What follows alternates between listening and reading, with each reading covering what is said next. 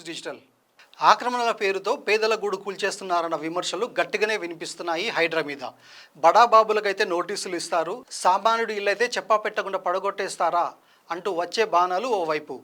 పెద్ద పెద్దోళ్ళ నిర్మాణాలకే గ్యారంటీ లేదు, ఇక మాలాంటి వారి పరిస్థితి ఏంటనే వర్గం మరోవైపు. ఇలాంటి కామెంట్స్ హైడ్రా మీద ప్రెషర్ పెంచుతున్నాయనే వాదన వినిపిస్తుంది.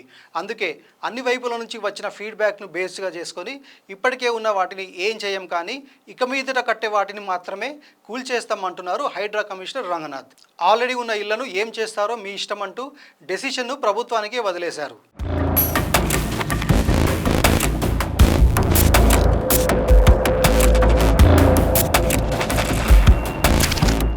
ఫార్ములా 1 రేస్లో స్పీడ్ కార్లా దూసుకుపోతున్న హైడ్రా రూల్స్లో చిన్న చేంజ్ చేసింది.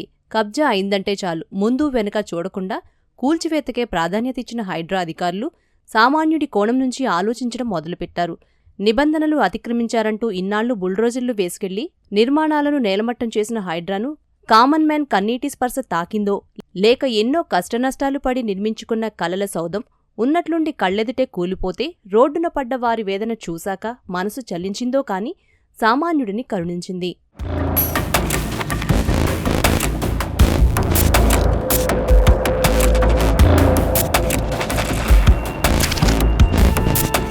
చెరువుల ఎఫ్టీఎల్ బఫర్ జోన్ల పరిధిలో నివాసాలంటే రూల్స్కు వ్యతిరేకమే అయినప్పటికీ ఏళ్ల తరబడి అక్కడే ఉంటున్న వారి కట్టడాల జోలికి మాత్రం వెళ్లబోమని తేల్చి చెప్పారు హైడ్రా కమిషన్ రంగనాథ్. ఈ విషయంలో ఎలాంటి ఆందోళన చెందాల్సిన అవసరం లేదని అభయమిచ్చారాయన. నిబంధనలకు విరుద్ధంగా కట్టుకున్న ఇలాంటి ఇళ్ల విషయంలో ప్రభుత్వమే ఒక విధానపరమైన నిర్ణయం తీసుకోవాలన్న రంగనాథ్ కొత్తగా కన్స్ట్రక్షన్లో ఉన్న వాటిని మాత్రం కూల్చివేస్తామని స్పష్టం చేశారు.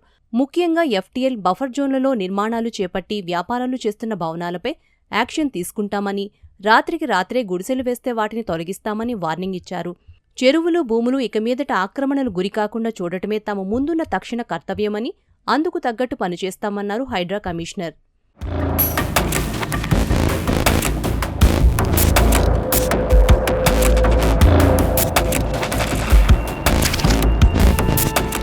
మేము అప్పుడే చెప్పాం, అందరి మీద ఒకే రూల్ ప్రయోగిస్తే కష్టమని.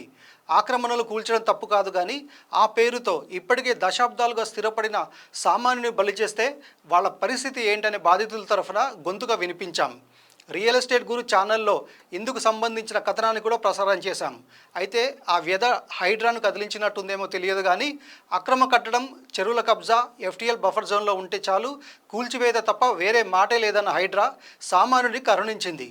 రూల్స్కి వ్యతిరేకమైనప్పటికీ ఇప్పటికే ఇల్లు కట్టుకొని స్థిర నివాసం ఏర్పాటు చేసుకున్న వారిని టచ్ చేయమని చెబుతోంది.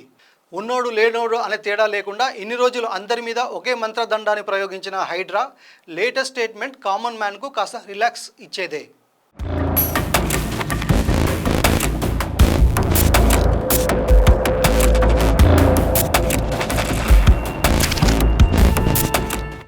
హైడ్రా దూకుడికి సామాన్యుడు ఎలా బలవుతున్నాడో, నిబంధనలు అతిక్రమించారంటూ బుల్డోజర్లతో అప్పటికప్పుడు వచ్చి విరుచుకుపడితే వారి పరిస్థితేంటో వివరిస్తూ రియల్ ఎస్టేట్ గురు స్టోరీ టెలికాస్ట్ చేసింది. హైడ్రా చర్యలతో కంటి మీద కునుకు కరువై అనేక మంది రోగాల బారిన పడుతున్నారని, ప్రభుత్వాలు మారినప్పుడల్లా ఇలా కొత్త రూల్స్ పుట్టుకొస్తే అప్పులు చేసి కొన్నవారి గతేం కావాలంటూ వారి వేదనని కళ్లకు కట్టింది.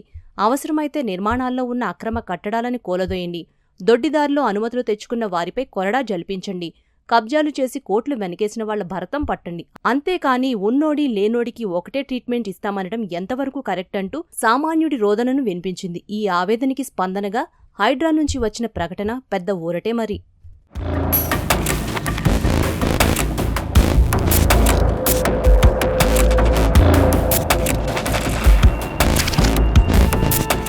కబ్జాలు చేసి కోర్లకు పడగలెత్తిన వారికి హైడ్రా కూల్చివేతలు జస్ట్ ఒక వార్నింగ్ లాంటివే. కామన్ పబ్లిక్ మాత్రం అలా కాదు. ఎందుకంటే సామాన్యుడి వరకు ఇల్లంటే ఇటుకలు పేర్చి కట్టిన 4 గోడలు కాదు, జీవితాన్ని దారిపోసే రెక్కల కష్టం, అప్పులు, ఈఎంఐలతో ముడిపడిన వ్యవహారం. ఇంటి జోలికొస్తే ప్రాణం పోయినంత ఆవేదన వారిది. అందుకే ఇక మీదట ఇల్లు కొనాలనుకునేవారు, కొనుపోయేవారు జాగ్రత్త పడాల్సిందే. అన్ని రకాల అనుమతులు 1-2 సార్లు చెక్ చేసుకోవాల్సిందే. ముఖ్యంగా ఎఫ్టీఎల్ బఫర్ జోన్లలో ఇల్లు కొనుక్కునేవారు ఒక్కసారి ఆ వివరాలను తెలుసుకోవాల్సిందే.